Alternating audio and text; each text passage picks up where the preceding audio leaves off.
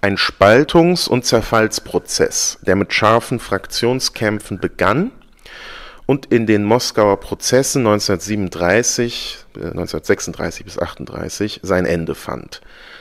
Trotzkis politischer Kampf in der Zeit nach Lenins Tod lässt sich nicht unter dem Begriff Antistalinismus zusammenfassen. Vielmehr war für ihn dieser Kampf eine Fortführung des alten Kampfes gegen den Opportunismus in der Zweiten Internationale, wenn auch unter veränderten Bedingungen. Nur so ist seine Kritik des Stalinismus als eine genuin spezifisch marxistische zu begreifen. Genau. Dann würde ich mit dem eigentlichen Input anfangen. Lenin und Trotzki waren 1917 überzeugt, dass die von ihnen geführte Oktoberrevolution in Russland das Startsignal für die proletarische Revolution auf globaler Ebene sein sollte. Um die Revolution auf den Rest der Welt auszubreiten, wurde 1919 die Komintern, die Kommunistische Internationale, gegründet. Der Imperialismus als höchstes Stadium des Kapitalismus hatte die Welt für die sozialistische Revolution reif gemacht. Für die Weltrevolution brauchte es eine Weltpartei. Doch 1921 fanden sich die Bolschewiki in einer Lage wieder, mit der sie nie gerechnet hatten, auf welche sie in keinster Weise vorbereitet waren. Die Revolution war in Russland isoliert geblieben. Krieg und Bürgerkrieg hatten das Land verwüstet, und zwar immens. Nur zur Veranschaulichung: Die Bevölkerungszahlen Moskaus waren auf die Hälfte des Vorkriegsniveaus gesunken, die Petrograds auf ein Drittel. Also das ist genug Statistik, um, denke ich mal, zu veranschaulichen, wie verwüstet das Land war. Die Basis, auf die sich die Partei stützte, die Arbeiterklasse, war von den Entbehrungen und Kämpfen der letzten Jahre erschöpft und aufgerieben. In dieser Situation beschlossen die Bolschewiki einen geordneten Rückzug. Unter der Losung der NÖP, Neue Ökonomische Politik, wurde eine Liberalisierung des Wirtschaftslebens beschlossen. Gleichzeitig sollte die politische Herrschaft des Proletariats gesichert werden durch ein Verbot organisierter Fraktionen innerhalb der Partei des Proletariats, um diese Herrschaft zu stabilisieren.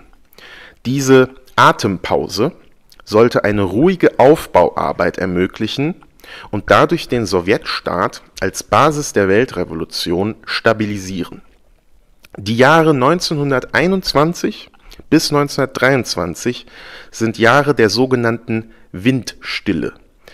Zwar erzeugte der eingeschlagene Kurs innerhalb der Partei Unzufriedenheit, diese drückte sich jedoch nur vereinzelt aus. Rückblickend sind diese 2 Jahre die Phase der langsamen und für alle Beteiligten unbewussten Verfestigung des bürokratischen Regimes in der Partei. In seinen Grundzügen war dieser Zustand zunächst ein unmittelbares Produkt des Bürgerkrieges, in dem alle Fragen des politischen und wirtschaftlichen Lebens vollständig den Bedürfnissen der Roten Armee untergeordnet waren. Nach Ende des Bürgerkriegs jedoch übten internationale Isolation und die wirtschaftliche Notlage in Russland Druck auf die Partei aus, was diesen Missstand verfestigte. Trotzki fasste das wie folgt zusammen, Zitat: Grundlage des bürokratischen Kommandos ist die Armut der Gesellschaft an Konsumgütern mit dem daraus entstehenden Kampf aller gegen alle. Wenn genug Waren im Laden sind, können die Käufer kommen, wann sie wollen. Wenn die Waren knapp sind, müssen die Käufer Schlange stehen. Wird die Schlange sehr lang, muss ein Polizist für Ordnung sorgen. Das ist der Ausgangspunkt für die Macht der Sowjetbürokratie. Sie allein weiß, wem sie zu geben und wer zu warten hat. Zitat Ende. Erschwerend kam hinzu, dass die KP als Staatspartei ein riesiges Land mit einem Apparat regieren musste, welchen sie laut Lenin selbst, Zitat, vom Zarismus übernommen und nur ganz leicht mit Sowjetöl gesalbt hatten. Zitat Ende. Die meisten Parteikader gewöhnten sich in jenen Jahren daran, als staatliche Würdenträger das Kommando über Menschen und Sachen auszuüben. Die damals weit verbreitete Arbeitslosigkeit erzeugte unter den meisten Arbeitern die ergänzende Bereitschaft, sich unterzuordnen. Denn wer negativ auffiel, konnte seinen Arbeitsplatz verlieren. Die sogenannte Windstille wird 1923 durchbrochen. Die für die Parteiführung überraschenden Streiks und Demonstrationen in Petrograd und Moskau und die Sympathie der Parteibasis für diese Unruhen lösen innerhalb der Partei die erste große öffentliche Debatte seit 2 Jahren aus. In dieser Diskussion tritt Trotzki erstmals in aller Öffentlichkeit als Gegner des herrschenden Kurses auf, der in jenen Tagen nicht von Stalin allein, sondern von Stalin als Partner zweier weiterer Veteranen der Partei, Sinowjew und Kamenew, repräsentiert wurde. Was heißt es zu sagen, dass in dieser Kontroverse die sogenannte Troika, also Sinowjew, Kamenew und Stalin, die historischen Interessen der Sowjetbürokratie verteidigten? Selbstverständlich sah sich die Troika nicht in diesem Lichte, sondern als Vertreter der alten Garde des Bolschewismus. Sie sahen sich als Verteidiger der leninschen Orthodoxie und seines Erbes gegen Trotzkis aus ihrer Sicht abenteuerlichen Vorschläge und als Gegengewicht zu seinem Hang zu Alleingängen. Trotzkis Ideen waren aus ihrer Sicht eine Gefahr für den Bestand von Partei und Staat. Doch diese konservative, vorsichtige Haltung drängte sie zu Maßnahmen, welche als Bruch mit der leninschen Tradition bezeichnet werden müssen. Dass alle Führer der Partei, bis auf ihn, von den Streiks überrascht worden waren, war für Trotzki ein wichtiges Symptom. Der Kurs der letzten 2 Jahre, in welchem der ruhige Alltag des Wiederaufbaus in der Partei zur Verfestigung der Routine, des Verwaltungstrotz führte, dieser Kurs hatte sich erschöpft. Der Apparat der Partei, seine Sekretäre und Funktionäre hatten sich von der Basis abgelöst. Da sie nun kaum mehr von dieser Basis gewählt wurden, sondern vom Generalsekretär der Partei ernannt wurden, das war Stalin, fühlten sich diese Sekretäre nicht mehr der Basis verantwortlich, sondern nur noch der Spitze. Es sei hier angemerkt, dass auch dieser Missstand ein Produkt der Verwüstungen des Krieges war. Es war schlicht nicht genug Menschenmaterial vorhanden, um alle Posten im ganzen Land zu füllen. Es war ein Riesenreich. Die Ernennungen von oben waren also eine Notlösung. Trotzki wollte die Partei vor ihrer eigenen Entartung warnen und mahnte in diesem Sinne an das Beispiel der Zweiten Internationale. Die sozialdemokratischen Parteien waren einst mit dem Ziel der sozialistischen Revolution gegründet worden. Doch hatte sich dort im Laufe ihrer Entwicklung eine Führungsschicht herausgebildet, die in einen Gegensatz zur Basis trat und alles daran setzte, die proletarische Revolution zu verhindern, um die eigene privilegierte Position zu verteidigen. Die gesellschaftlichen Grundlagen für eine mögliche Entartung der bolschewistischen Partei legen laut Trotzki in der wirtschaftlichen Notlage, welche durch den niedrigen Entwicklungsstand der Schwerindustrie verursacht wurde. Die falsche Wirtschaftspolitik verschärfe diesen Zustand.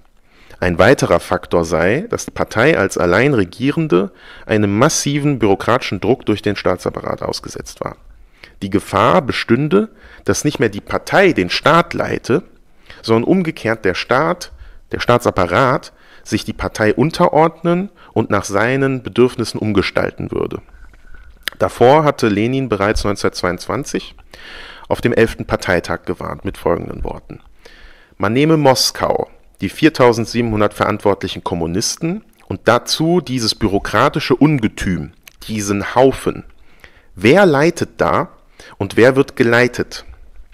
Um die Wahrheit zu sagen, nicht die Kommunisten leiten, sondern sie werden von diesem bürokratischen Ungetüm geleitet.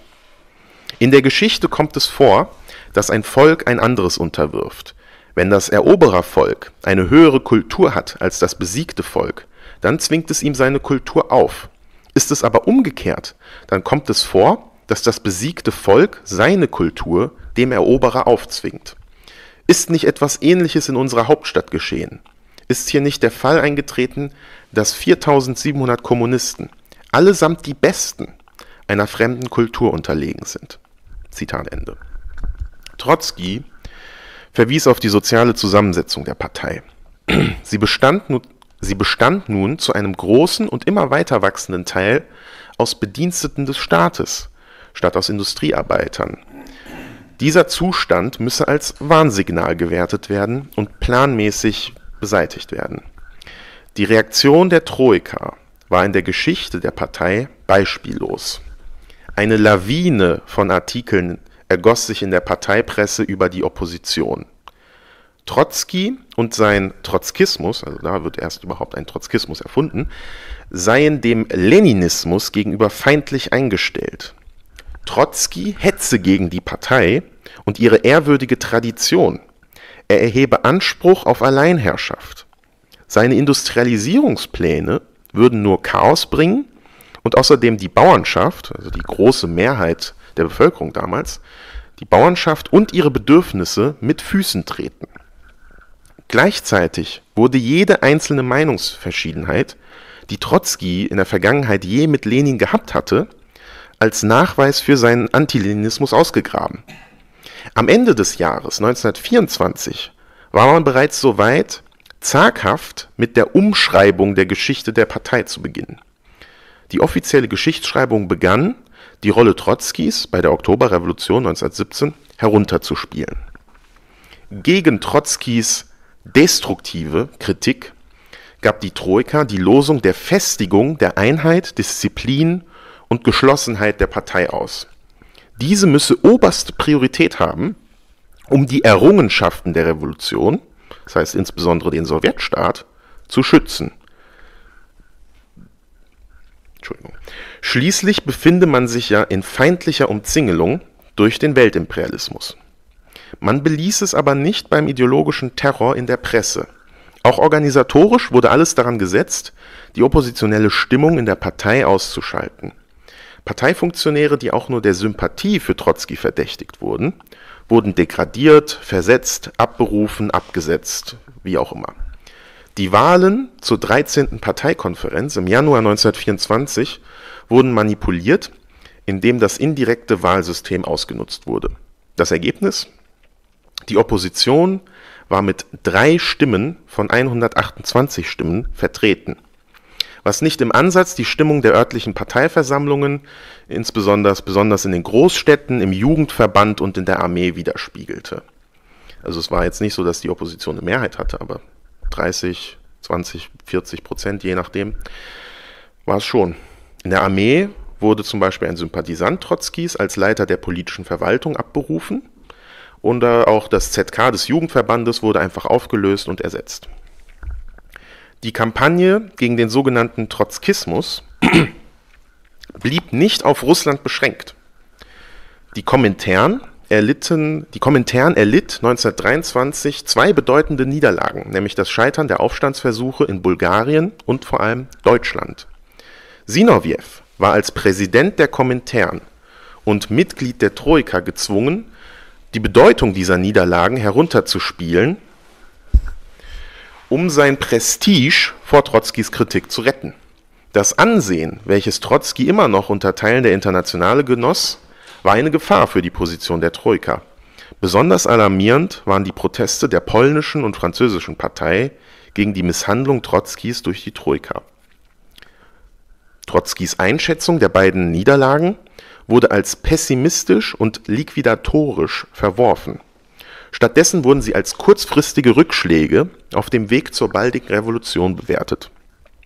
Um sich auf diese vor der Tür stehende Revolution vorzubereiten, sollten sich die Parteien der Komintern in ihrer organisatorischen Struktur bolschewisieren. Statt revolutionärer Kader produzierte diese sogenannte Bolschewisierung jedoch bloß Parteifunktionäre, welche ihre Position durch unbedingte Loyalität zur in der russischen Partei tonangebenden Fraktion gesichert hatten. Als es im Laufe des Jahres zu keiner Revolution kam, galt es dann, sie mit allen Mitteln zu forcieren, zum Beispiel durch Putschversuche. Erst 1925 1925, wurde dieser Kurs auf die unmittelbare Revolution zugunsten einer panischen Wendung hin zu einer wesentlich vorsichtigeren, zahmeren Politik aufgegeben. Wobei die Parteien der Komintern erneut gesäubert wurden. Diesmal von allen Anhängern Sinowjews, denn in der Zwischenzeit war Sinowjew in Opposition zu Stalins Kurs in Russland getreten. Sollte sich in der Geschichte der Komintern dann noch einmal wiederholen, 1929. Nach Lenins Tod im Januar 1924 ernannte die Troika sich zum Wächter seines Erbes und begann das sogenannte Lenin-Aufgebot. Die Partei wurde für neue Mitglieder geöffnet. Die Mitgliederzahl der Partei verdoppelte sich im Laufe des Jahres. Das war ein Bruch mit der Tradition der Partei, welche ja eigentlich von der Troika so hoch gewertet wurde. Denn zuvor, in all den Jahren, wurde penibel immer darauf geachtet, Neumitglieder erst nach strenger Prüfung aufzunehmen. Aber so sicherte sich das Trio, die Troika, eine loyale Basis für die weitere Zukunft. Wir haben gesehen jetzt, wie die objektive Logik der vorsichtigen, konservativen Position der Troika sie Stück für Stück zu immer tiefgreifenderen Umgestaltungen der Partei trieb. Diese Maßnahmen liquidierten die Partei als Werkzeug und kollektives Gedächtnis der Arbeiterklasse. In ihrer neuen organisatorischen Struktur und Zusammensetzung waren die kommunistischen Parteien nun nicht mehr fähig, aus den Erfahrungen der unmittelbaren Vergangenheit wirklich zu lernen. Denn die Führung war immer unfehlbar. Und dort, wo Fehler nicht so leicht vertuscht werden konnten, wurden Personen am unteren Ende der Befehlskette allein verantwortlich gemacht und abgesetzt. Solch ein Regime erzog Funktionäre, die nur noch empirisch auf die jeweilige unmittelbar gegebene Tagespolitik im Einklang mit der jeweils von oben diktierten Generallinie reagieren konnten, also unmittelbar reagieren konnten. Keine revolutionären Führer mit theoretischem Weitblick und Fähigkeit zur Antizipation der gesellschaftlichen Entwicklung in ihrer Gesamtheit. Die Veränderungen in der Parteiorganisation fanden schließlich ihre Ergänzung in einer fundamentalen Revision der Theorie. Erst nachdem der Fraktionskampf von 1923-24 beendet war, fasste Stalin Ende 1924 die Erfahrungen der letzten 2 Jahre in eine theoretische Formel. Die Theorie von der Möglichkeit des Aufbaus des Sozialismus in einem Lande, welche das Kernstück des sogenannten Leninismus nach stalinscher Interpretation bildete, im Gegensatz zur trotzkistischen Abweichung der permanenten Revolution. Zuspruch unter den breiten Massen fand Stalins Linie durch die Isolation Russlands, welche sich besonders 1923 nach dem gescheiterten Aufstandsversuch in Deutschland schmerzhaft bemerkbar machte. Unter solchen Umständen bot diese Theorie das heilsame Versprechen, dass Russland aus eigener Kraft den Sozialismus verwirklichen könne. Hilfe aus dem Ausland wäre zwar zu begrüßen, aber nicht unbedingt notwendig. Es war somit gleichgültig für das Schicksal des Sowjetstaates, ob die kommunistischen Parteien im Ausland es schaffen, ihre eigene Bourgeoisie zu stürzen, durch eine Revolution, oder ob sie als radikale Oppositionspartei möglichst große Massen hinter sich sammeln, um Druck auf die eigene Regierung auszuüben. Durch diesen Druck sollten sie ihre Regierung daran hindern, einen Krieg gegen die Sowjetunion zu beginnen. Denn der sozialistische Aufbau sei so lange gesichert, solange eben keine militärische Invasion aus dem Ausland diesen behindere. Nach Jahren der Erschütterungen, des Bürgerkrieges und der Unsicherheit versprach Stalin also einen ruhigen, sicheren Weg zum Aufbau des Sozialismus. Für Trotzki jedoch war Stalins Formel die Ersetzung des marxistischen Internationalismus durch einen nationalistischen Reformismus. Allein der Gedanke, dass ein Krieg durch einfachen Druck auf die eigene bürgerliche Regierung verhindert werden könnte, war ein Rückfall in den einst von Lenin kritisierten Pazifismus. Die Theorie vom Sozialismus in einem Land war nichts weiter als die in theoretischer Form verklärte, opportunistische Aussöhnung mit den bestehenden Verhältnissen. Der Weltkapitalismus wurde durch die erste weltweite revolutionäre Welle nach der Oktoberrevolution nicht gestürzt. Die Arbeiterklasse außerhalb Russlands hatte sich also als zur Revolution unfähig erwiesen. Die kommunistischen Parteien fristeten ihr Dasein als kleine, aber laute Minderheit innerhalb der jeweiligen Arbeiterklassen. Gleichzeitig schien sich die Möglichkeit aufzutun, zu einem Arrangement mit den kapitalistischen Ländern zu kommen. Denn ab 1923 begannen immer mehr Staaten, diplomatische Beziehungen zur Sowjetunion zu eröffnen. Selbstverständlich hätte Stalin unterschrieben, dass wahrscheinlich die beste Garantie für den Bestand der Sowjetunion erfolgreiche proletarische Revolutionen im Ausland waren. Doch konnte man nicht den Bestand des Sowjetstaates nur für die aus seiner Sicht unwahrscheinliche Möglichkeit riskieren, aufs Spiel setzen, dass im Ausland doch noch eine kommunistische Partei erfolgreich die Macht erobert. Die Theorie vom Sozialismus in einem Land zerriss den Zusammenhang zwischen dem Bestand und der Entwicklung des Sowjetstaates und der Entwicklung der Revolution auf globaler Ebene. Das waren jetzt zwei unabhängige Sachen. Stattdessen beschränkte sie den Aufbau des Sozialismus auf die engen nationalstaatlichen Grenzen der Sowjetunion. Unter dem Druck der kapitalistischen Weltwirtschaft darauf zu hoffen, ein autarkes, sozialistisches Russland zu bauen, war für Trotzki eine reaktionäre Utopie. Hierfür wurde er wieder als Pessimist beschimpft, der nicht an die Kraft der russischen Nation glaube, zum Sozialismus zu kommen. Diese nationalistische Revision der marxistischen Theorie fasste die Bedürfnisse und Vorstellungen der privilegierten Schicht an Sowjetbürokraten zusammen. Jetzt ein Zitat von Trotzki. Die Eroberung der Macht in nationalem Rahmen betrachten sie im Wesentlichen nicht als den Anfangsakt, sondern als den Schlussakt der Revolution. Danach folgt die Periode der Reformen, des endlosen sozialistischen Aufbaus, die dann zur nationalen sozialistischen Gesellschaft führt. Diese Revision der Theorie vollzog sich unter dem Einfluss der sozialen Bedürfnisse der Sowjetbürokratie, die immer konservativer wurde, nach nationaler Ordnung strebte und schließlich forderte, dass die bereits vollzogene Revolution, die der Bürokratie ihre Position gesichert hatte, nun als ausreichend zu gelten habe für den friedlichen Aufbau des Sozialismus. Zitat Ende. Um seinen Begriff von der Sowjetunion als bürokratisch entarteten Arbeiterstaat, so nannte er die Sowjetunion, um diesen zu veranschaulichen, verglich Trotzki die Sowjetbürokratie mit der Arbeiterbürokratie an der Spitze der reformistischen Parteien und Gewerkschaften im Westen.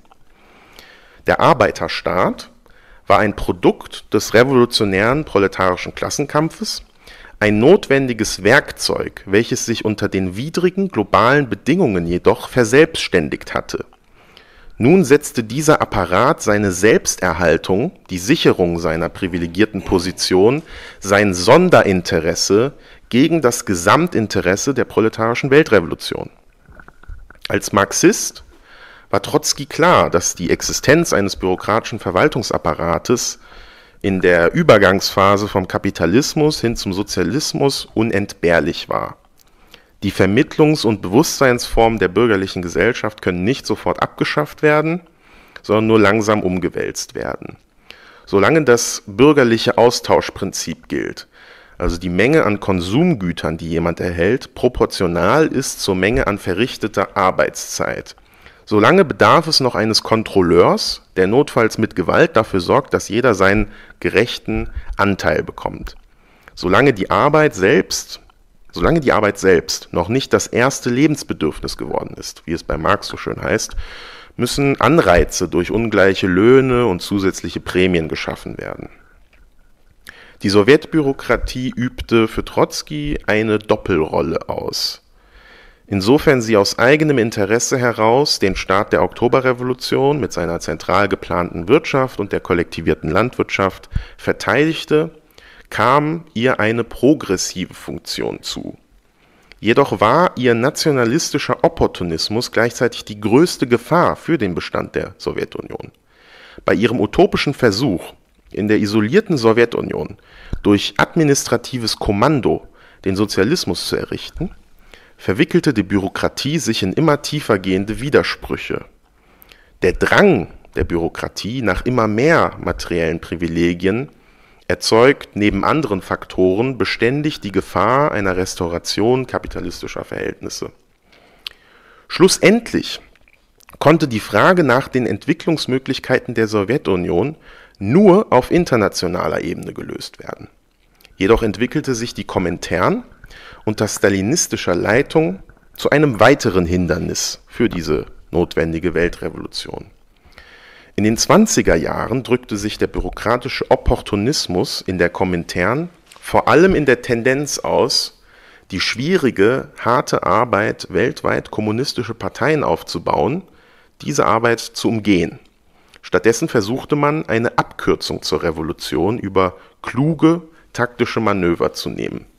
Man begann nun jede Gelegenheit zu nutzen, um Verbündete unter den Führern nicht revolutionärer, nicht proletarischer Organisationen zu finden.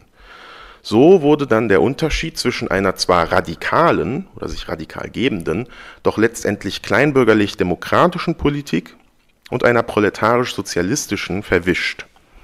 Als Beispiele dienten Trotzki dafür unter anderem das Bündnis mit den linken Gewerkschaftsführern in Großbritannien oder mit der nationalrevolutionären antiimperialistischen Kuomintang in China.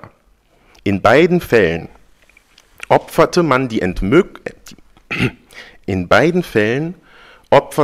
Entwicklungsmöglichkeiten der jeweiligen kommunistischen Partei.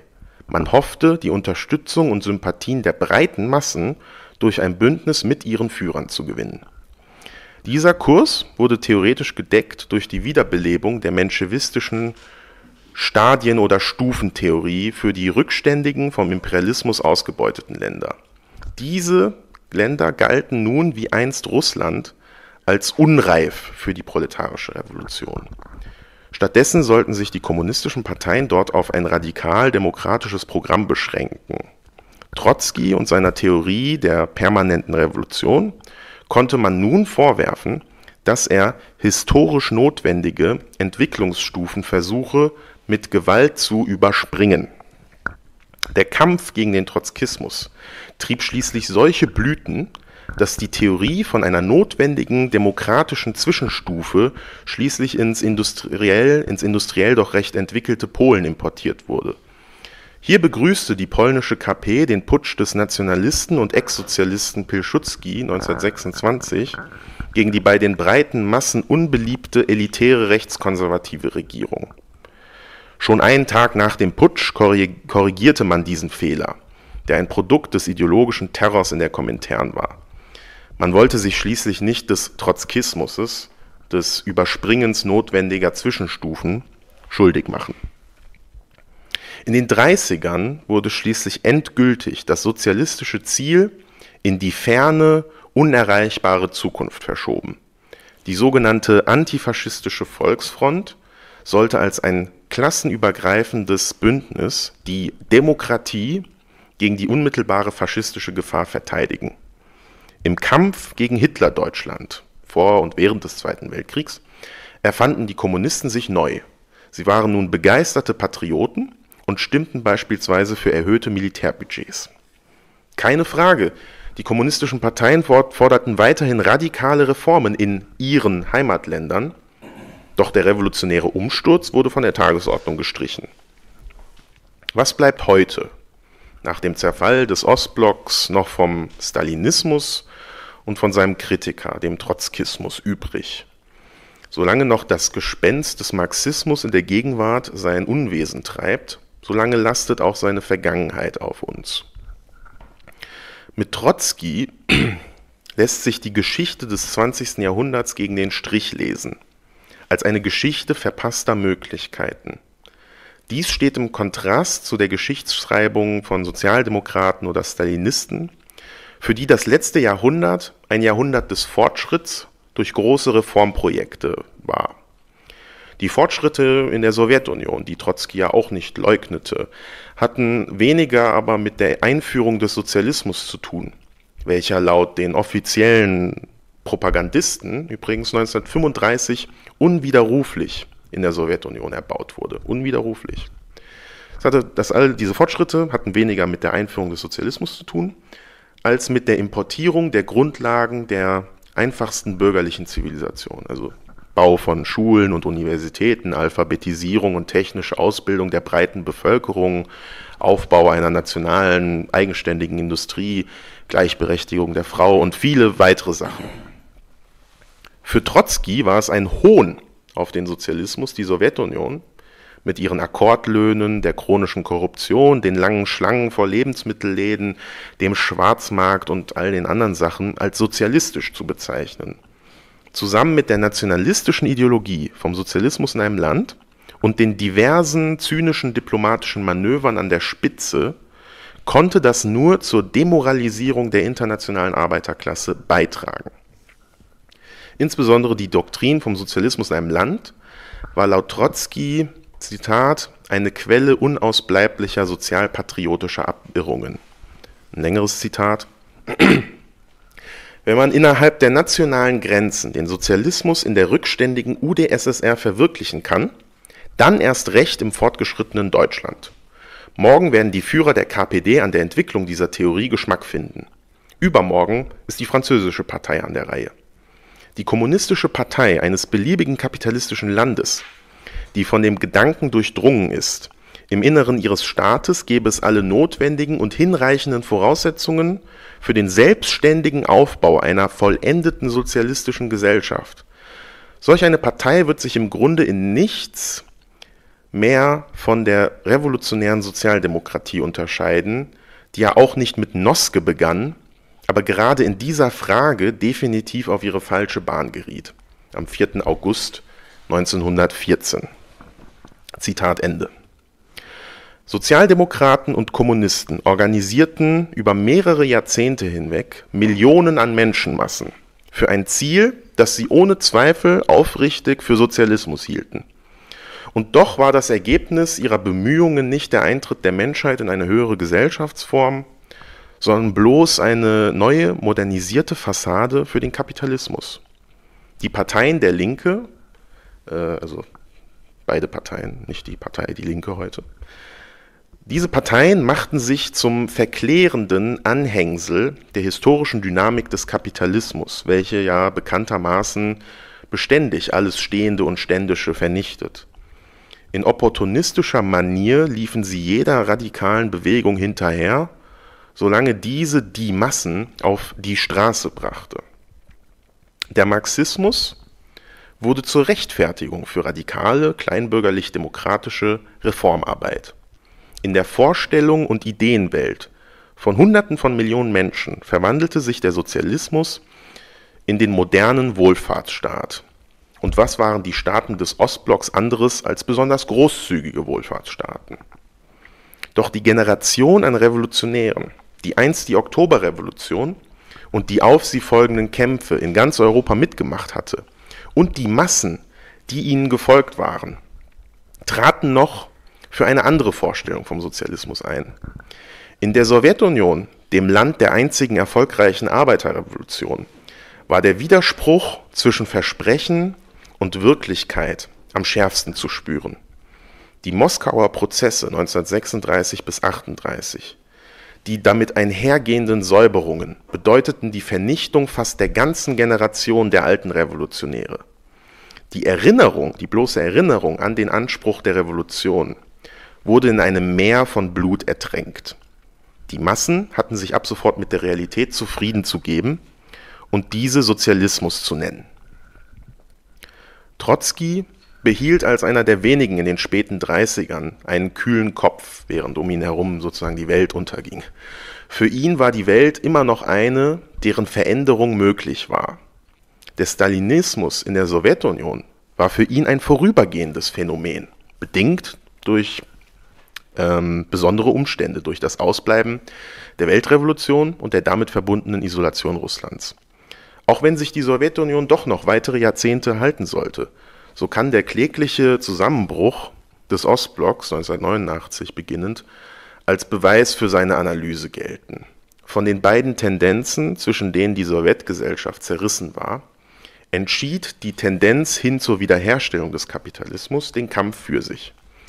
Die Bürokratie spielte in diesem Prozess keine geringe Rolle. Sie sah darin eine Möglichkeit, die Fesseln, die immer noch ihre materiellen Privilegien in einem gewissen Rahmen zurückhielten, zu sprengen. Die Sowjetunion war weder der verwirklichte Sozialismus noch eine neue, fortgeschrittenere Form der Klassengesellschaft, wie es die diversen Totalitarismustheoretiker zu Trotzkis Zeiten bereits behaupteten.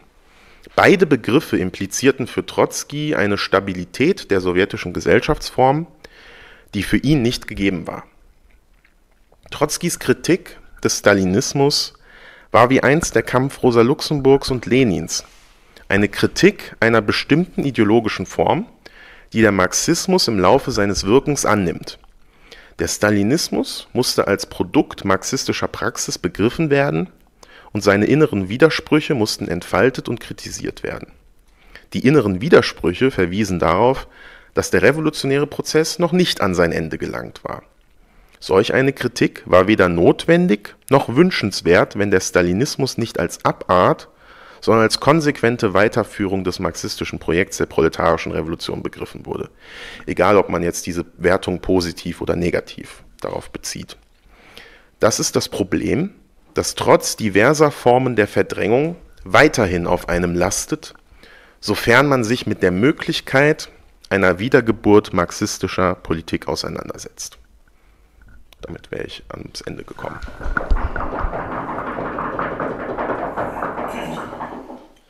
Fragen, Anmerkungen, Kritik, alles bitte einfach in den Raum rufen, man muss sich jetzt nicht melden.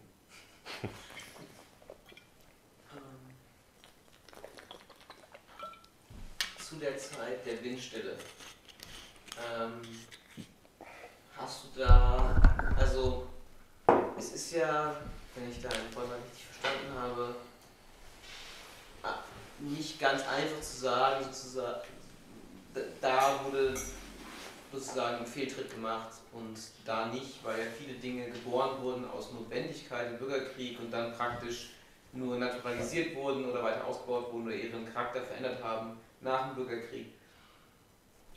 Aber kannst du konkretisieren, was praktisch die inhaltliche Kritik von Trotzki ist zu dem Zeitpunkt, welche sozusagen organisatorischen, institutionellen, ideologischen Beispiele gibt es dafür, wo er sagt, dort findet praktisch eine, ein Wandel hin zum Opportunismus oder zur Bürokratisierung statt? Oder was wären für dich, wenn du mehrere hast, dann was sind die entscheidenden für dich? Erstmal Lektüreempfehlung.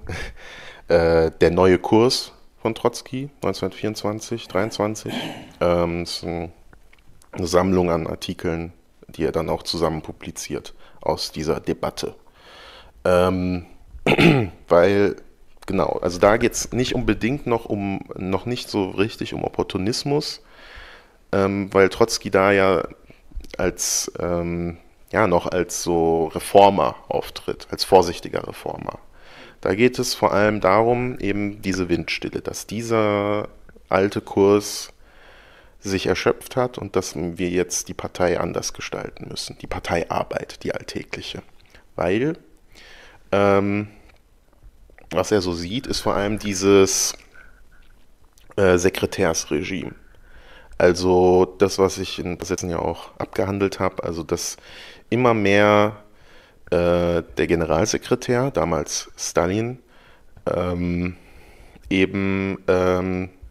Leute an die guten Posten sozusagen anbringt. Oder nicht unbedingt seine Leute, sondern die Leute, die er dahin stellt, werden dadurch eigentlich schon seine Leute. Ja. Die werden immer seltener gewählt und also von einer Ortsgruppe oder sowas, ne, werden immer seltener gewählt. Was aber, wie gesagt, wie ich es auch gesagt habe, was damit zu tun hat, dass es auch einfach zu wenig Leute gab. Also man hat jetzt einfach sozusagen 1921 realisieren die Bolschewiki, Scheiße, wir haben jetzt dieses riesige Zarenreich, was wir irgendwie verwalten müssen. Dafür sind einfach die Leute nicht da. Also man muss dann Leute abschicken.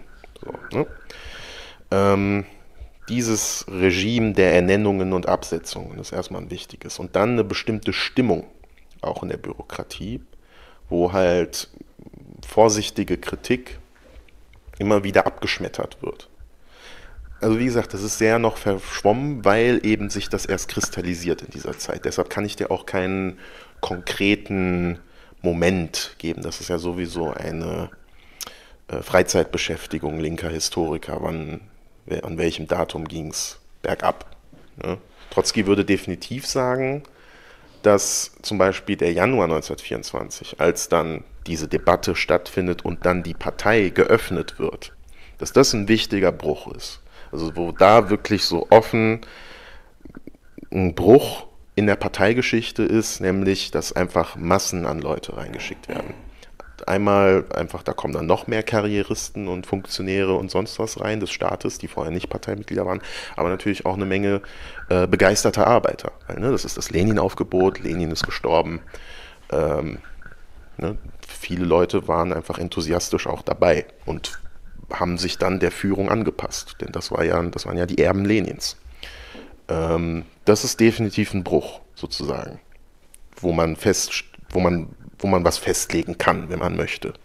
Die Jahre 21, 22, 23 sind wie gesagt diese Windstille, also es wird nicht wirklich viel sozusagen diskutiert, weil wie gesagt, jeder ist gerade sozusagen beschäftigt, irgendwie den Laden wieder in Gang zu bringen.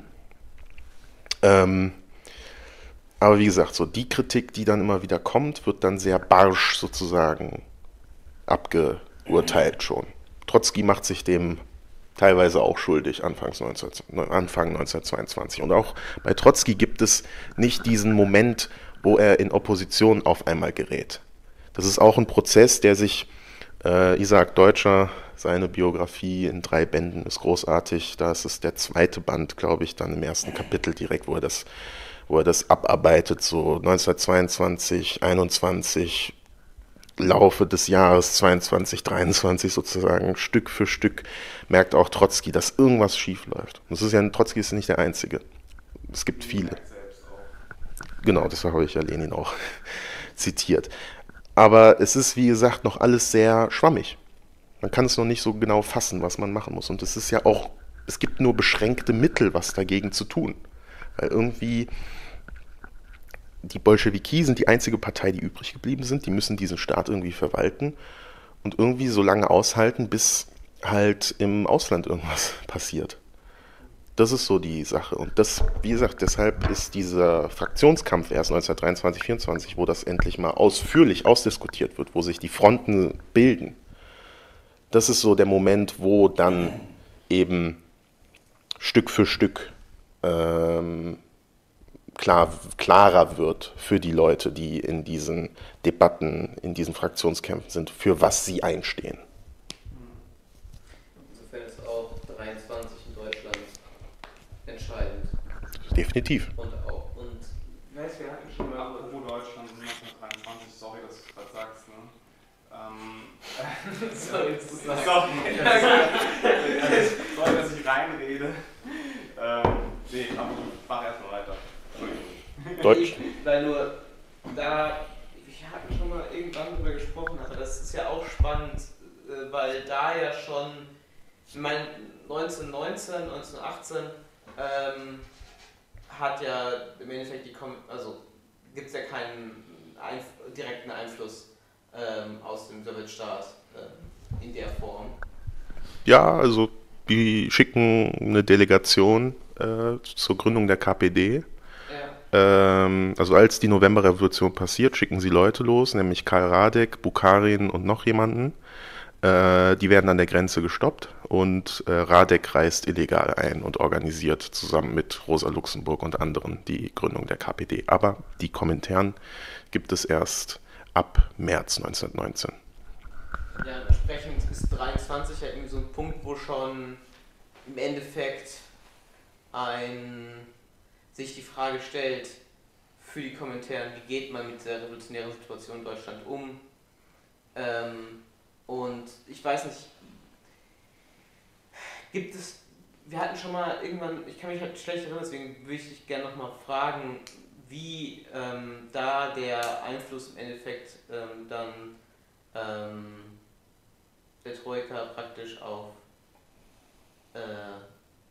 die Situation ist und ob sich da schon ein gewisser Konservatismus zeigt.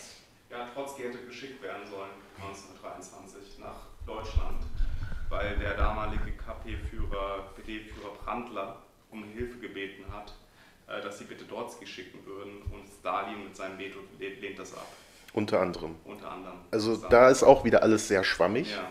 Ne, da ist es auch alles noch nicht so definitiv. Ne? Stalin, finde ich persönlich wichtig, dass Stalin die Doktrin vom Sozialismus in einem Lande erst Ende 1924 ausarbeitet, nachdem so diese ganzen Kämpfe. Aber definitiv, es ist ein Ausdruck, es gibt auch einen Brief dann von Stalin an Zinoviev, also seinen Troika-Kollegen, wo er sagt, ich denke nicht, dass in Deutschland die Revolution bevorsteht. Ich denke nicht, dass die Deutschen bereit dafür sind. Ich finde, wir sollten die Deutschen ein bisschen zurückpfeifen. Das ist noch nichts, wie gesagt, irgendwie theoretisch begründet, aber es zeigt, so Stalin hat eher die Tendenz, das so immer einzuschätzen. Ne? Und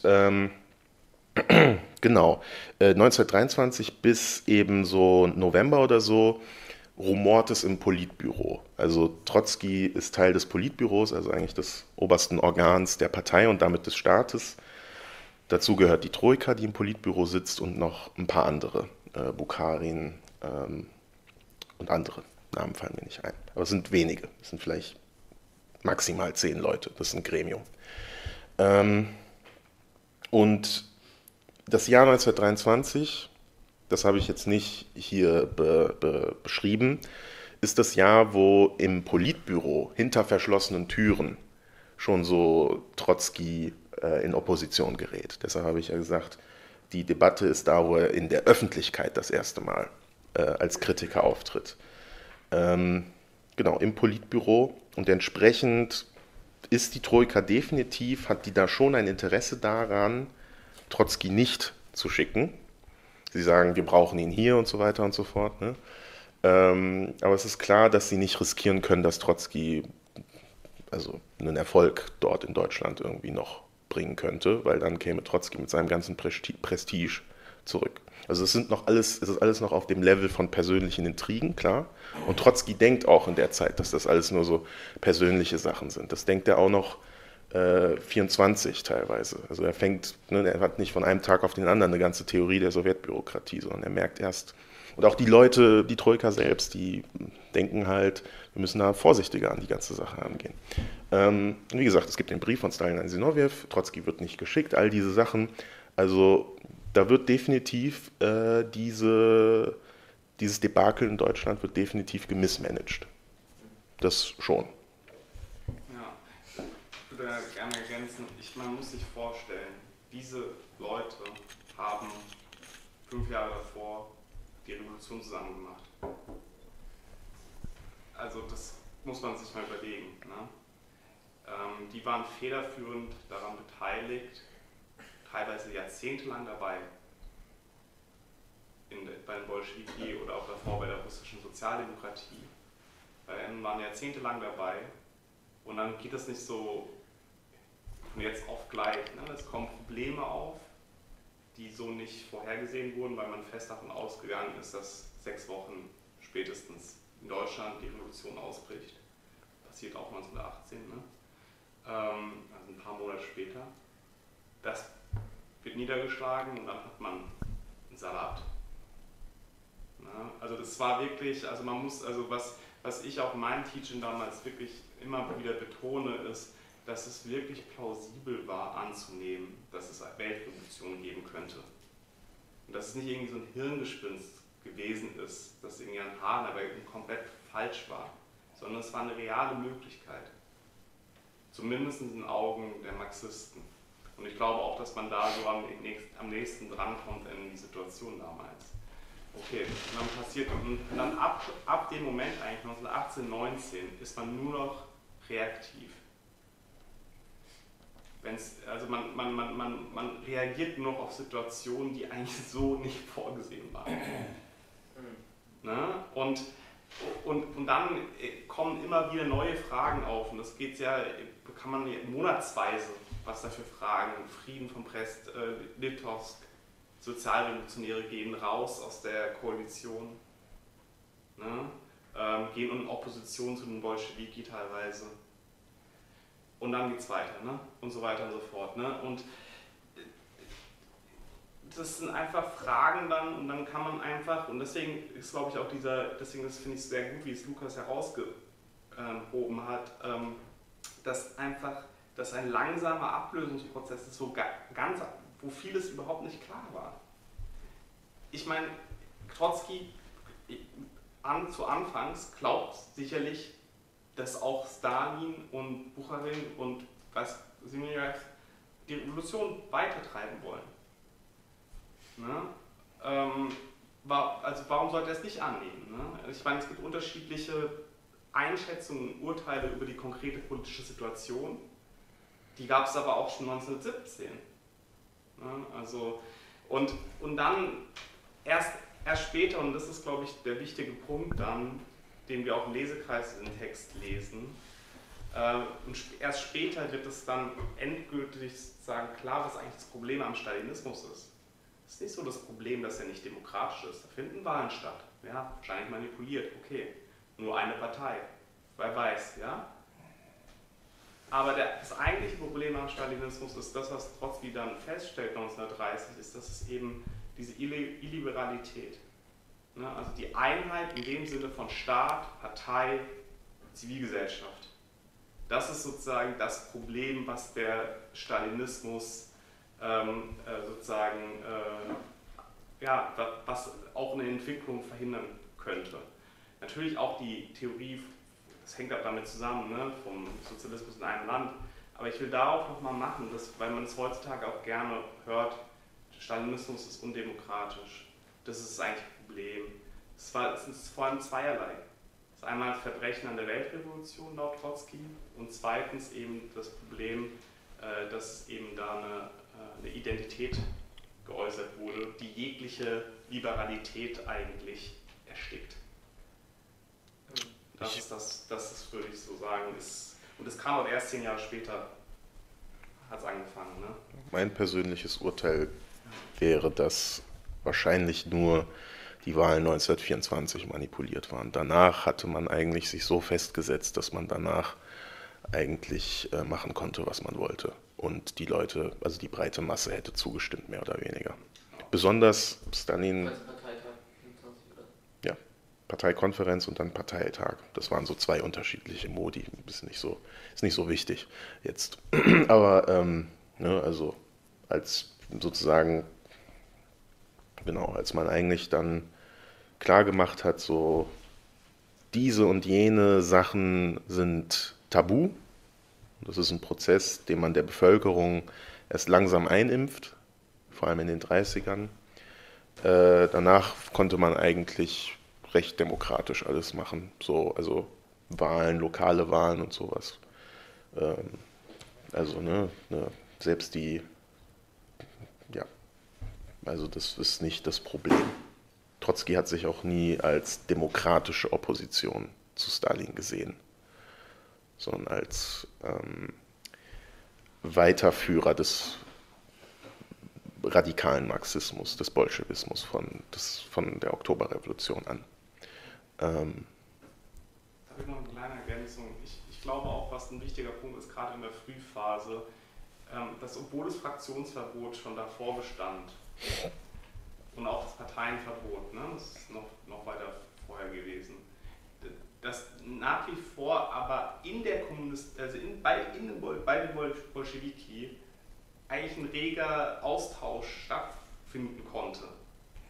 Und in den frühen Phasen, nach Lenins Tod, wird das immer weiter, ich glaube, das ist auch ein Punkt, den Trotzki macht, immer weiter erstickt. Auch die öffentliche Diskussion über gewisse Sachen, die so hätte stattfinden können. Ich meine, die ganze Auseinandersetzung auch um die neue ökonomische Politik, das war auch eine Auseinandersetzung. Es gab Leute, die den Kriegskommunismus beibehalten wollten. Ne? Aber das wurde diskutiert. Aber diese Diskussion, und deswegen ist, glaube ich, das auch so ein früher Moment, dass halt innerhalb der Bolschewiki auch gewisse Mechanismen einfach nicht mehr greifen konnten, die ja sozusagen so eine eine Urteilsfindung erlaubt haben, also bevor es sozusagen den Bach runterging in den 20er Jahren. Ja, also das ist, glaube ich, auch irgendein Punkt, den Trotzki macht, wenn ich mich richtig erinnere. Das musst du nochmal. Welcher Punkt gerade? Der Punkt mit dem der innerparteiliche Meinungsaustausch. Ja, ich kann jetzt nicht, das kommt öfters vor, das ist so eine recht allgemeine Sache, aber Aber da passiert so eine Verkrustung, die hat halt damit zu tun mit dieser Einsetzung von allen möglichen. Ne? By the way, ne, man muss auch sich erinnern, dass Trotzki auch einst im Kriegskommunismus diese Ineinsetzung gegenüber Lenin verteidigt hatte. Lenin war derjenige, der gesagt hat im Kriegskommunismus, nee, wir dürfen die Gewerkschaften nicht militarisieren, weil es der einzigste sozusagen Ort ist, wo Arbeiter im Kriegskommunismus noch eine Opposition zum Staat ausdrücken können. Ja. Trotzki sagte, nein, im Kriegskommunismus, wir müssen das machen. Wir müssen die sozusagen auf Linie bringen. Ja. Spielt dann zu dem Punkt mit der sozusagen Verschmelzung von Staat und Partei, inwiefern spielt dann da zum Beispiel du hast ja im Vortrag angesprochen, dass Trotzki praktisch kritisiert, dass auch nach dem Bürgerkrieg praktisch die Praxis, dass vom Generalsekretär die einzelnen lokalen Offiziellen eingesetzt werden, beibehalten wird. Nicht beibehalten. Das Generalsekretariat wird eigentlich erst 1922 geschaffen. 1921, 22. Das mit dem Bürgerkriegsregime ist einfach das Regime von Kommando und Gehorsam. Trotzki in Verratene Revolution, sein Hauptwerk sozusagen, 1936, sagt auch so, ein Faktor bei dem bürokratischen Regime nach dem Bürgerkrieg war die Demobilisierung der Roten Armee. Also was nämlich dann passiert ist, ist nämlich, dass Millionen, Tausende von Kommandeuren nicht mehr in der Armee sind und an ihre Heimatorte zurückkehren und eigentlich so einmal mit diesem Prestige natürlich, aber auch mit dieser Gewohnheit zu kommandieren und so weiter ankommen und dann meistens irgendeine Leitung übernehmen und dann entsprechend weiter kommandieren und so weiter. Natürlich gewöhnt man sich auch erst daran 1921 bis 1923. Genau. Also das eine ist das Bürgerkriegsregime, was in das Regime von 21 bis 23 übergeht, aber das Generalsekretariatsregime ist eben erst von 21, 22 an. Ja, also wie gesagt, das ist Trotzkis wichtigster Punkt ist 1923, lass die Parteibasis wieder frei reden, sozusagen. Ne? Wir haben jetzt 2 Jahre eigentlich uns selbst den Mund zensiert. Ne? Und wer jetzt Furcht hat, die Partei frei reden zu lassen, dann ist eigentlich alles verloren, sozusagen. Ne? Dann ist anscheinend die Partei eine Gefahr für die Revolution, sozusagen. Inwiefern das schon der Schritt sozusagen ein entscheidender Schritt zu dieser Verschmelzung von Staat und Partei ist, weil in dem Fall sozusagen, wenn die Partei frei spricht, so wie du es jetzt gesagt hast, ist sie ja in der Lage, auch den Kurs, der besteht, zu kritisieren. Richtig. Und bildet praktisch so eine Form von Zivilgesellschaft noch gegen den Staat, während wenn die Partei praktisch nur aus einem Pool von Leuten ist, die man einsetzen kann als Offizielle, um Staatsaufgaben zu übernehmen, ist es praktisch identisch mit dem Beamtenapparat. Völlig richtig, das ist einer der Hauptpunkte von Trotzki in Der neue Kurs, wo er sagt, ich habe diese Punkte, wo kommen die Gefahren der bürokratischen Entartung her, habe ich da aus diesem Text. Was ich da nicht reingebracht hatte, ist, dass Trotzki sagt, zum Glück haben wir aber ein Werkzeug dagegen, gegen die Bürokratisierung, und das ist die Partei in ihrer Gesamtheit. Er sagt zum Beispiel so Sachen wie, wir haben ja einen Anteil an Industriearbeitern, an Armeeleuten, an Administratoren und so weiter. Das heißt, wir haben hier unterschiedliche individuelle Erfahrungen von diesem Prozess, und das Gute ist, dass wir sie alle in der Partei haben und so einen Gesamtüberblick haben, der über das sozusagen enge Alltagsleben dieses oder jenen Individuums hat. Also Trotzki sagt ständig in diesem Text, die beste Waffe sozusagen gegen diese Gefahr der Entartung, die er anspricht, ist eben, wie gesagt, dass die Partei ist die Partei gegen den Staat. Genau, also das ist für ihn wichtig. Sozusagen der Staat ist dieser Druck auf die Partei. Entschuldigung. Der Druck auf die Partei. Die Partei ist für Trotzki das Werkzeug für die Arbeiterklasse, um den Staat unterzuordnen. Bitte. Aber das hat eine Vorgeschichte, die irgendwie in dieser Trotzki-Traditionsbetrachtung nicht so richtig vorkommt. Es war ja Trotzki, der im Bürgerkrieg dafür gesorgt hat, dass die Roten hinreichend bürokratisches Potenzial von den Versprengten und von den Weißen, also von dem alten Apparat, herüber gewinnen.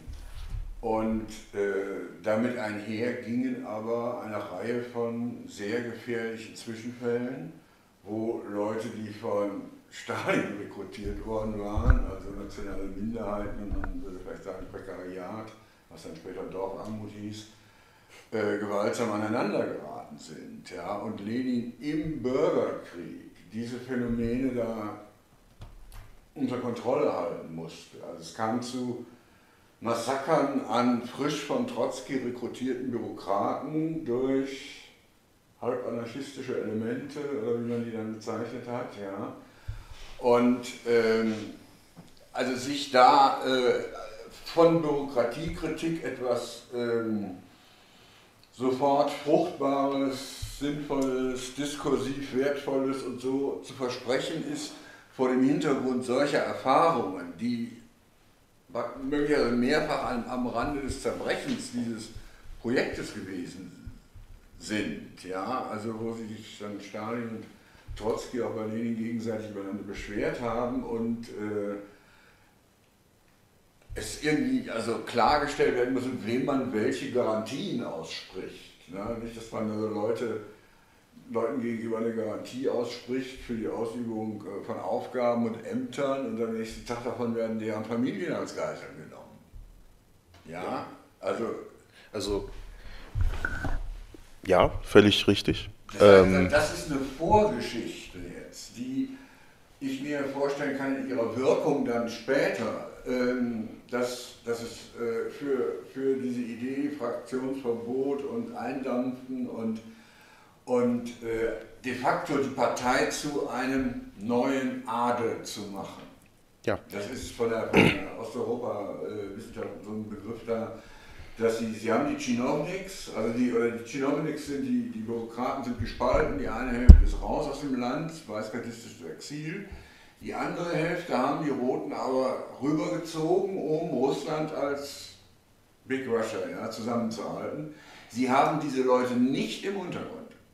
Es gibt keinen weißgardistisch-terroristischen Untergrund. Ja, das ist ein wichtiger Faktor. Ja. Man ist entweder raus oder dabei. Und dann ist man aber geneigt, diesen Leuten nicht zumuten zu wollen, dass da irgendwer auftaucht und mit Attentaten wie gegen diesen einen deutschen Botschafter, während sie gerade über Lebensmittel verhandeln, oder ja, mit irgendwelchen Spontanaktionen, die es ja in der Landesnatur also in der kulturellen Landesnatur tief verankert gegeben hat, mit den Volkstümlern, mit den Anarchisten und so.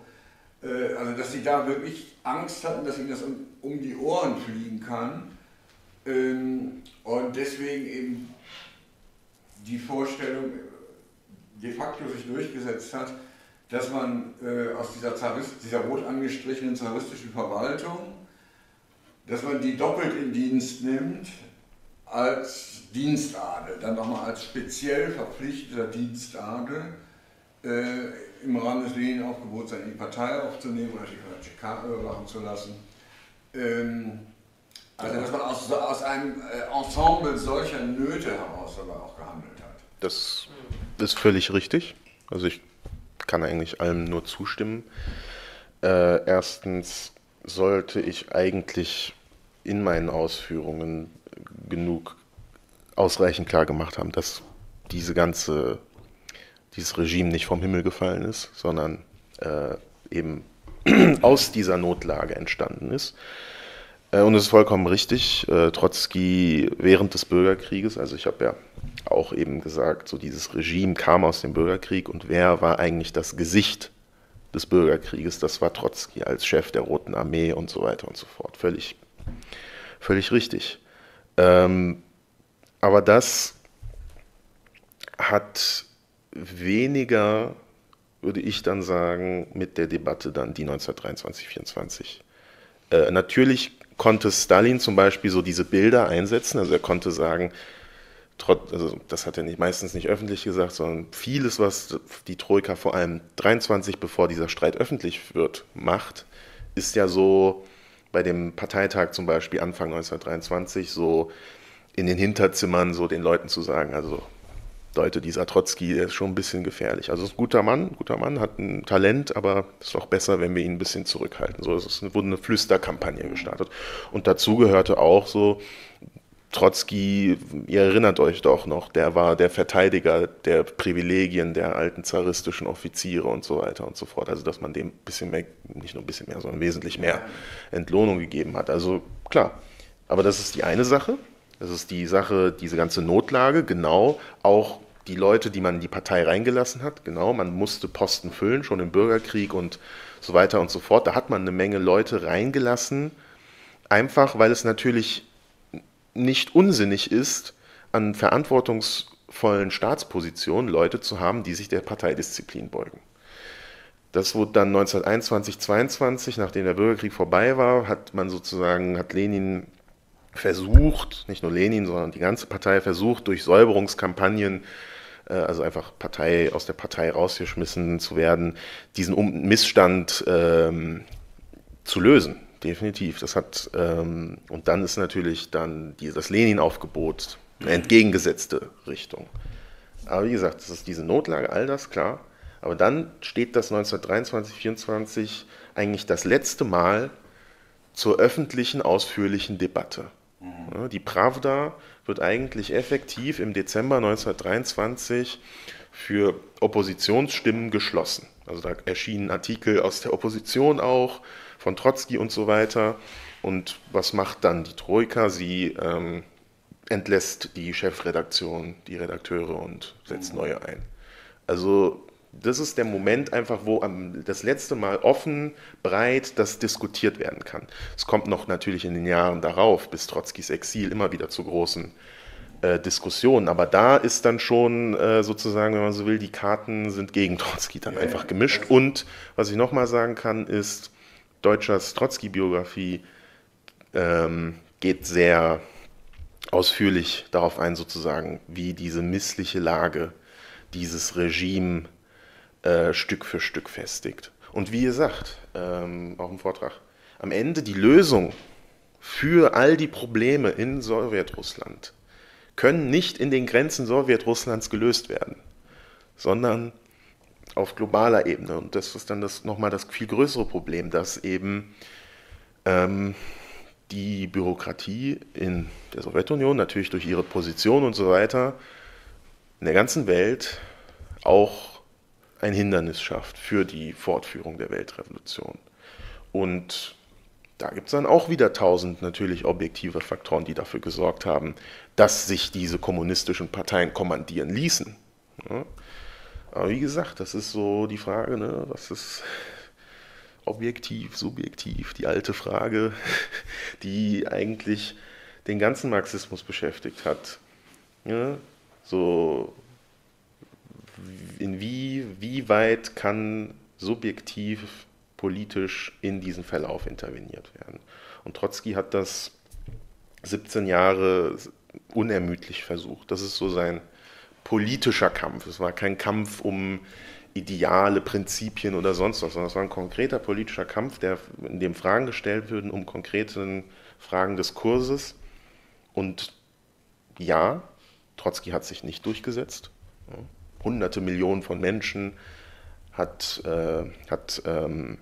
haben sich unter die Flagge Stalins gestellt, ne? Nicht unter die Flagge Trotzkis, aber die große Frage ist das Resultat von all dem.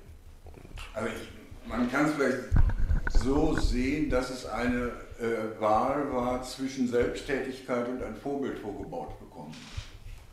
Und ja, wenn man meint, die Aussicht zu haben, dass man da ein Vorbild vorgebaut bekommt, wo man endlich mal sagen kann, ja, Sozialismus geht so und da könnt ihr hinfahren und machen eine Delegation und können sehen, wie das im Einzelnen läuft. Das wirkt natürlich zu Lasten der Energie für Selbsttätigkeit. Ja? Und in der Praxis dann, was es da wirklich dann überwiegend zu sehen gab, war dann natürlich am ehesten Asertschina. Ja, also irgendwelche rabiaten Phänomene von, dass da sozialdemokratische Gewerkschaftsdelegationen im Stadtbild von Moskau schon die Krise kriegten, weil sie viele Versehrungen von Arbeitsunfällen und Arbeitsverletzungen auch bei Frauen gesehen haben, da schon ein Skandal war. Ja? Wenn die 3 Stunden draußen auf der Straße waren, dann haben die gesehen, was ist denn da an Sägewerken los? Ja? Und so dass ich in der Praxis die Vorstellung, da ist ein Vorbild und da kann man vorzeigen, was dahinter in der Kultur dann auch gemacht worden ist später, aber das fiel de facto überhaupt nicht ins Gewicht oder eher negativ ins Gewicht. Weil es eben diese Barbarei da zu sehen gab von diesen russischen Verhältnissen. Definitiv, und deshalb war es für Trotzki eben deshalb ein Problem, einfach zu sagen, das ist schon der Sozialismus. Wenn das der Sozialismus ist, dann bleibe ich lieber sozusagen in der kapitalistischen Unterdrückung. Ne? Also Demoralisierung beziehungsweise einfach Demoralisierung der internationalen Arbeiterklasse, weil diese Gewerkschaftsdelegationen sind dann natürlich zurückgegangen, haben gesagt, liebe Genossen, also das wollen wir nicht. Haben sich gespalten. Ja. Genau. Und das ist, also für Trotzki war klar, zum einen, dass das zwar kein Sozialismus ist, aber der hat schon gesagt, so, was wir in Sowjetrussland machen, hat Wirkung auf die ganze Welt. Umgekehrt, wenn dann irgendwelche Bürgerlichen da aufgekreuzt sind, die haben dann unter Umständen Rappel gekriegt und gesagt, Mensch, wenn wir da preußische TÜV-Hygiene einführen, ja, dann kann das da alles aufblühen. Also da ist so ein ganz komisches Gemisch entstanden, wo Sozialisten entmutigt wurden und aber Leute wie Rathenau zum Beispiel auch, ne, von der AEG. Also Rathenau ist ein bisschen zu früh gestorben für, also klar, der ist 1922 gestorben. Ja, aber wird in Verbindung gebracht mit Russlandreise und Schilderungen und also mit dem, was Gerd Köhn als Russlandkomplex beschreibt, ne, wo auf einmal speziell, also wo jedes normale europäische Land schlägt die Hände über den Kopf zusammen, ja. Und ausgerechnet in Deutschland gibt es dann so eine Stimmung aus der Bürokratie heraus und aus der Großindustrie heraus. Da könnte man ein großes Rad drehen. Klar, das ist aber, glaube ich, eine andere Frage, vor allem, weil, also das führt jetzt vom Thema einfach ein bisschen ab, aber definitiv, ne, diese Delegation gab es, aber das hängt doch davon ab, zu welcher Zeit die Delegation da ist. Also in den 30ern vor allem waren dann auch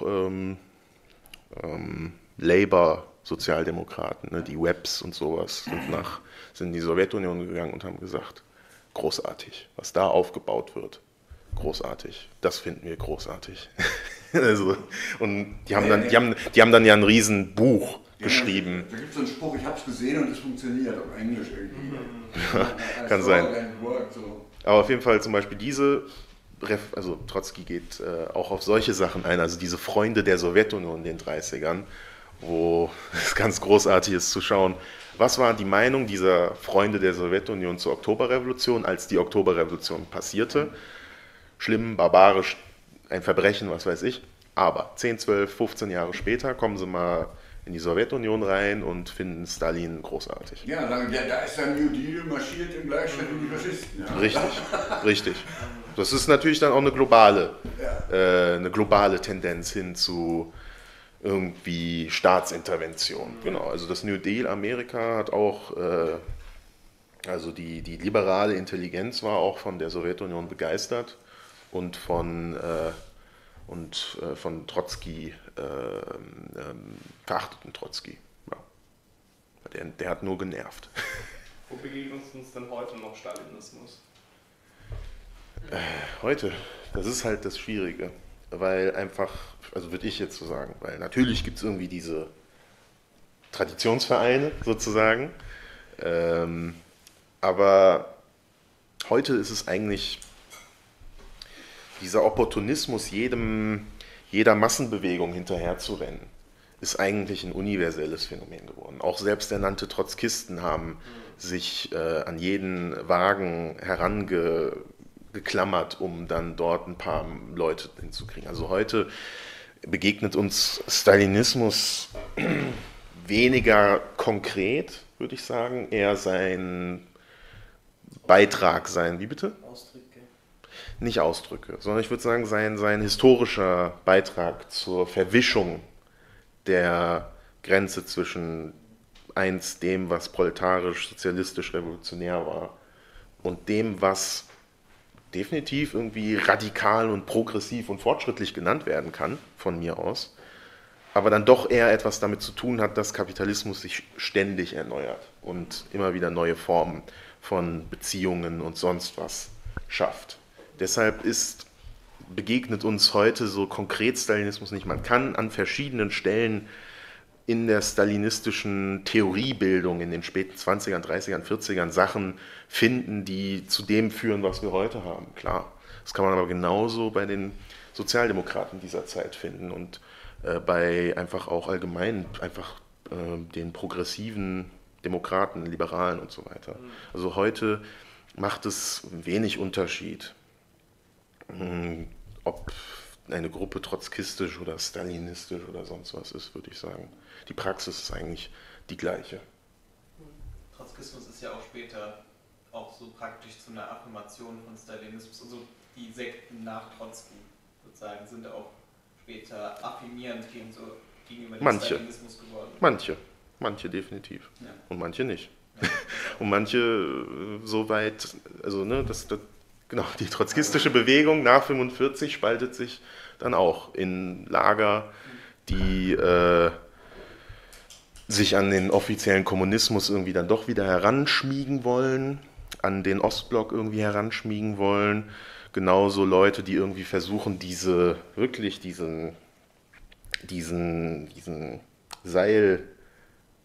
Drahtseilakt, den Trotzki ja gegangen ist in seinem Werk, versuchen den weiterzuführen, und andere, die schlussendlich eigentlich alles, was irgendwie sich antistalinistisch gebärdet, großartig finden.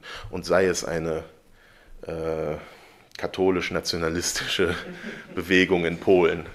Ja, also ist ja auch gegen den Stalinismus. Und viele Trotzkisten, eigentlich fast alle, haben diese Bewegung, aber nicht nur dies, aber das ist so ein gutes Beispiel, für großartig gehalten. Und auch viele Trotzkisten, eigentlich alle, fast alle, haben genauso eine große Möglichkeit gesehen, wo jeder Sozialist sich freuen sollte, als der Ostblock zerfiel. Weil sie gedacht haben, dass da jetzt irgendwie eine Umwälzung hinkommt, ne? Also dass jetzt zwar was zusammenbricht, aber man irgendwie intervenieren kann, um was Neues zu schaffen, nämlich was Sozialistisches und so weiter. Das war eine offensichtliche Fehleinschätzung. Ja? Also um im engeren Sinne auf deine Frage einzugehen, wo es der Stalinismus, würde ich sagen, neben dem Donbass und Transnistrien, Volksrepublik China und Indien. Ja. Klar. Ich meine, der friedliche Wiederaufstieg des chinesischen Volkes in Stabilität und Einheit ist schon, Klar. Ja, hätte man sich so dichterisch wahrscheinlich nicht genau so getroffen ohne dieses Vorbild von Stalin, und das dann erweitert, die Tentakeln dann mit Belt and Road Initiative sind dann obendrauf. Klar. Aber auch in Indien als Alternative, als staatlich getriebenes Entwicklungsmodell gibt es in unterschiedlichen Bundesstaaten einige dann auch stärker ausgeprägte kommunistische Parteien und dann diese unmögliche Angewohnheit, auch Kinder nach Stalin zu benennen und Lokalpolitiker, die dann Stalin heißen und so. Oder Gewerkschafter in Sri Lanka, glaube ich. Ne? Ja. Also aber richtig, ja klar. Britischer Rat. Ich habe das jetzt also ich würde lügen, wenn ich sagen würde, dass ich daran gedacht hätte, aber ich würde es unter Traditionsvereine zusammenfassen. Aber klar, die spielen einen Faktor, definitiv. Ja. Das ist klar. Vielleicht auch Brasilien bei Lula, ne? Also Klar. habe ich auch etwas in den Verdacht.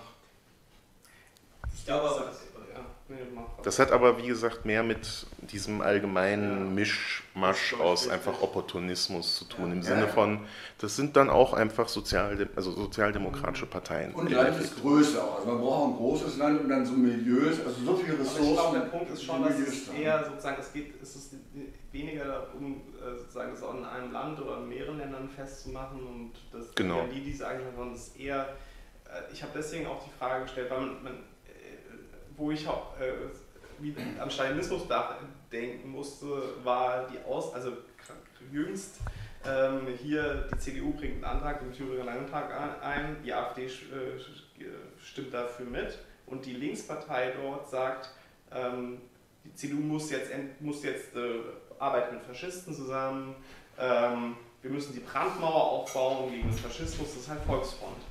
Ne? Also ich weiß nicht, ob es noch sinnvoll ist, Genau, das so zu betiteln. Ne? Ja. Das ist so mein Ding. Zu betiteln, aber das kommt von da irgendwie. Ne? Ja. Über die verschiedensten Sachen kommt diese Aussage, Richtig. so wie sie das da so Tradition, äußert, von dieser Tradition her. Ne?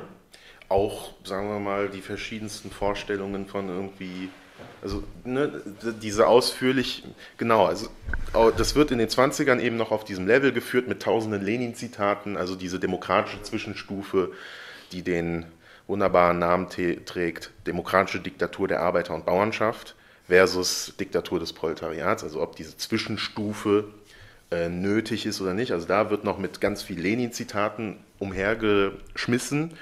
Und das kommt natürlich, am Ende ist der Inhalt dieser Debatte schon einfach die zwischen revolutionärem Marxismus und Reformismus.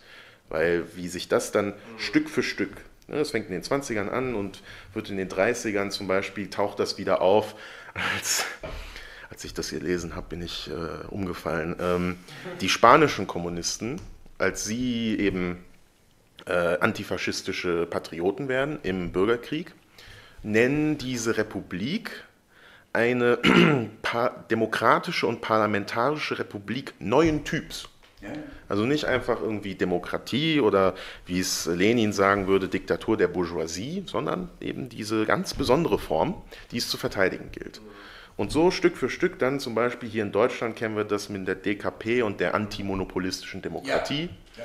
Ne, also so Stück für Stück kommen wir da zusammen, wo wir am Ende, eigentlich heute sind wir nur noch bei einer Redewendung angekommen, wenn nämlich Linke sagen, ja, das ist wichtig, aber zuerst müssen wir das und jenes verteidigen, sichern. Und das ist dann, man kann sagen, da ist das stalinistische Erbe dabei, aber da ist auch das sozialdemokratische Erbe dabei, was einfach zusammen, sozusagen, ne, zwei Flüsse, die schließlich sich wieder vereinigen. Ne, deshalb ist es so schwierig sozusagen, weil wo man eigentlich nicht mehr das Potenzial von irgendwie, was auch immer eine proletarisch-revolutionäre Politik heute heißen soll, das war für Trotzki eher vor Augen. Das heißt, heute kann man wirklich schwierig irgendwelchen Antifa-Demonstranten sagen, ihr tragt hier das Erbe der stalinistischen Liquidation und so weiter. Die werden dann alles ist. Genau. Und vor allem und sowieso würde man einfach nur verwundert angeguckt werden, wie, was, ich bin Anarchist, wie bin ich denn hier Stalinist oder ich bin autonom oder was weiß ich. Und genauso, also wie gesagt, so diese Irrungen und Wirrungen, vor allem, weil einfach so viele, so eine große Generation an Menschen eben diese Schule durchlaufen ist, ja, die dann sich auch mal davon abgewendet haben, aber dann trotzdem eigentlich, ne, also mir fällt irgendwie so, das ist jetzt so ein bisschen abseits von allem, aber irgendwie doch passend, so ein Maoismus in Deutschland, der eben sehr groß war in den 70ern. Dieses ganze Drittweltler romantisieren und so weiter. Das dreht sich bei einigen Maoisten, da sind natürlich 1000 andere Faktoren, aber das dreht sich dann in den 90ern in Form dessen, was sich irgendwie antideutsch nennt, weil jetzt ist wieder nicht die dritte Welt der revolutionäre Faktor, sondern eigentlich die dritte Welt mehr oder weniger ist verloren. Und was wir noch haben, ist irgendwie die westliche Kultur, die ist irgendwie verteidigbar geht oder sonst wie. Ne? Also da wird einfach von einer Seite auf die andere gegangen. Ja. Die Methode ist eigentlich dieselbe. Davor hat schon der Genosse Trotzki gewarnt, um es mal so dumpf zu sagen, ne? Dass man sozusagen, also das sagt er so seinen Anhängern in einem Brief oder sowas, dass man zwar sozusagen nicht Stalinist ist, aber dass immer noch die Gefahr besteht, nach der stalinistischen Methode vorzugehen, wo man, ne? Also, ne? Ja. Also, Spanien, diese Republik neuen Typs, ne, ist natürlich auch eine Reaktion darauf, wenn Franco sagt, Hispanidad, also Einebnung von Katalanentum und Basken, und die sollen alle erstmal ordentlich Hochspanisch reden und vorher kriegen sie nichts gedruckt, ja, dann ist es eine opportunistische Reaktion daraus, dann einfach zu sagen, ja, dann sind wir einfach hier völlig tolerant mit den nationalen Minderheiten an den Ja, Rändern. mit denen waren sie schon irgendwie tolerant, aber darum ging es einfach bei neuen Typs, würde ich nicht sagen, nicht unbedingt. Eher einfach allgemein irgendwie eine Verklärung, eine ideologische Rechtfertigung dafür, dass man diese Republik, die zumindest für Trotzki und eigentlich für Lenin ist so eine Republik erstmal eine bürgerliche Republik, Diktatur der Bourgeoisie. Aber Ja. man muss das natürlich irgendwie Ja, es Und hat, ich meine zum Beispiel, also das ist jetzt kommen wir zwar in Details, aber man kann das schon ansprechen, ne, opportunistische Anpassung viel eher zum Beispiel, da man ja diese Republik um jeden Preis verteidigt und man eben mit so bürgerlichen Republikanern koaliert, kann man so subversive Programmpunkte wie das nationale Selbstbestimmungsrecht der Marokkaner nicht einbringen. Erst recht nicht, wenn in Frankreich ein Präsident an der Macht ist, ein sozialdemokratischer Präsident, gestützt unter anderem durch die Kommunisten, aber auch durch die radikalen Liberalen. ja, nun. Genau. Der wiederum eine Menge Angst davor hat, dass wenn in Marokko so ein Kolonialaufstand ausgerufen wird, neben Marokko ist direkt Algerien, und das kann man den Franzosen jetzt wirklich nicht zumuten. Also die Interessen Frankreichs als bürgerlicher Staat, der ja verteidigt werden muss, weil er ja demokratisch ist, antifaschistisch ist, weil die Kommunisten ja dort diesen Staat auch unterstützen, kann man eben nicht in Spanien sowas machen. Das würde die antifaschistische Einheit gefährden. Ne? Also das ist eher so Anpassungen, wo halt, das sind dann so einfach verschiedene Sachen, die man einfach gerade nicht machen kann. Und das meine ich so, hier in den 30ern wird dieses Endziel, ne, da kommen wir auch wieder zu sowas. Also erstmal der Punkt, das Endziel wird in die weite Ferne erstmal verschoben. Irgendwann kommt schon der Sozialismus. Aber jetzt geht es gerade nicht. Einmal ist das ja offensichtlich ein Echo von Bernstein, ne, der ja auch, also wir wollen jetzt schon gleichsetzen, aber ne, natürlich sind das unterschiedliche Sachen. Wie bitte? Die Bewegung ist alles. Genau, die Bewegung ist alles, das Endziel ist nichts. Das ist so ein Echo, das mit Stalin wieder hochkommt, nämlich genau dieses Endziel. Und dass man im Angesicht einer Ausnahmesituation, einer gefährlichen Situation, nämlich der Aufstieg des Faschismus, das Endziel erstmal begräbt und erstmal andere Sachen macht.